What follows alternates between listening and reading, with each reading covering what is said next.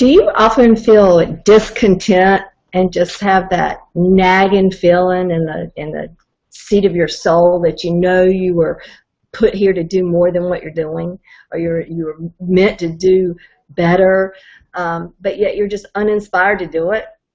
If that's the case, I've got good news. My name's Carol. I'm a holistic coach, and I've put together this short video on just some simple little nuggets that you can use to nourish your spirit, because that's actually what we're talking about. You know, when we're uninspired, means we're without spirit, or you hear the term sometimes a broken spirit. And when we talk about someone having a broken spirit, you know, we just mean that they've lost their passion for living, you know, their motivation, they're in the blahs, they're, sometimes we hear a restless spirit, you know, which explains the reason that you're having these feelings of discontentment, you know, searching here or there, can I buy this, will this do it, will that do it, just always feeling discontent, because you're trying to maybe satisfy or nourish your spirit with physical things.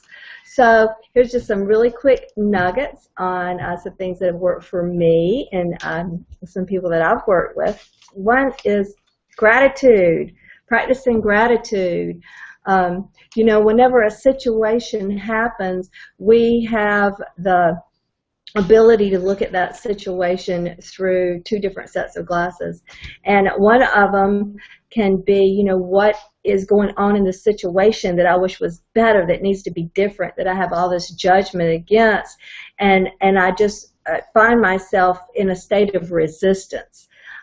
Or I can look at the situation through the lens of gratitude and think, what in this particular situation or do I have going on right now that I can be grateful for? And sometimes it even helps to make a list, you know, other things that we're grateful for, just so we can begin viewing it through that lens, because that nourishes the spirit more than anything, is practicing gratitude. Another is service. And service is, you know, like what are you doing for other people? What are you donating or giving of yourself for? You can think about things that you're personally passionate about, whether it be animals, feeding the poor, your religious affiliations, whatever it is that you feel passionate about might be a good place to start doing some service work. You know, everybody wants to be happy. Everybody's chasing this feeling of happiness. And one of the best little sayings that I've seen in a long time was that it said, happiness is like a butterfly.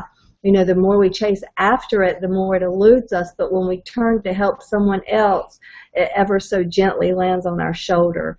And I certainly agree with that. But we have to be careful in the ways that we give of ourselves, as to not set ourselves up for resentment. You know, true service work is to give without expectation. And that means not even the expectation of somebody being grateful for it. You know, to truly give of yourself is to give with absolutely no strings attached. And that's where the magic comes in.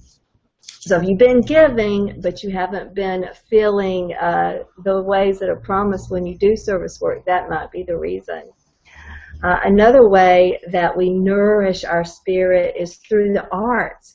You know, this could be music, dance, visual pleasure like paintings or sculptures,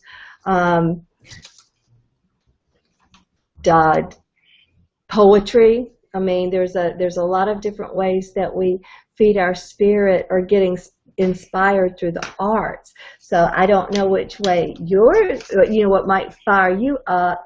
I know that for me, a picture was a picture until I actually had that spiritual experience one day when viewing a piece of art that I never look at it the same way again, that's for sure. Trust. The strength of the spirit is determined by how strong your faith muscle is. And you do not build a strong faith muscle without using it. So to trust is to step out there and take some chances, step out of your comfort zone, whether it's with your reputation or the acceptance of others, whatever it might be. You need to practice exercising that faith muscle, building it up. You can only do that through taking chances. Trust is realizing or believing, choosing to believe that whatever's happening right now is in my best interest.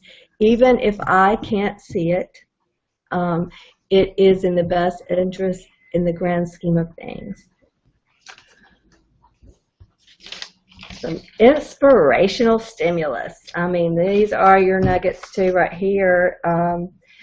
It can be stories through movies, through books, through groups, support groups that you go when you hear someone that's been through something you're going through and how they overcame it. Anything that inspires you, that's an inspirational stimulus. With these stories and these relationships and these challenges. I know when I was trying to open a business and I had a significant setback that really would almost cause me just to give up and go in another direction. And a friend of mine gave me a book, Chicken Soup for the Entrepreneur's Soul.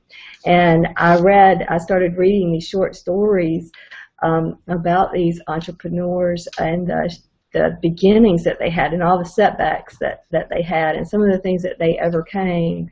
And it was so inspirational, and it so put my situation in perspective that I'm like, how can I not, pursue this? And today I'm so glad that I did, because that led me in some really wonderful directions and really allowed me to do some great things.